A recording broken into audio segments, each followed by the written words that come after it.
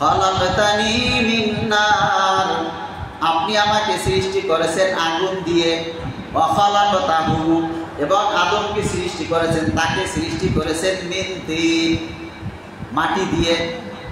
ক্বালা আনা খায়রুম মিনহু, অতএব আমি তার চেয়ে উত্তম।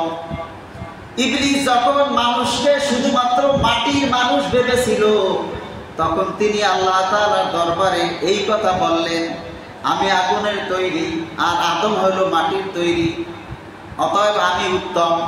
আল্লাহ সুবহানাহু ওয়া তাআলা আমাদেরকে মাটি দিয়ে সৃষ্টি করেছেন, এই কথাও ঠিক।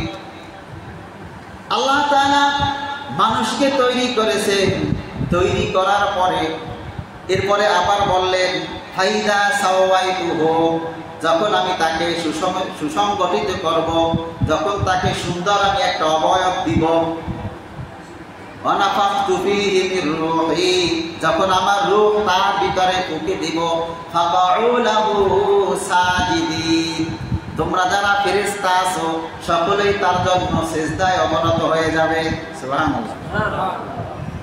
এখন আমরা অন্তত এতটুকু বুঝতে পারি যে শুধুমাত্র মাটির একটা দেহর নাম ইনসান নয়, মাটি এবং রূহ এই দুইটা মিলে যে জিনিস তৈরি হয়েছে সেটার নাম কি? ইনসান। কথা বুঝতে পারছেন?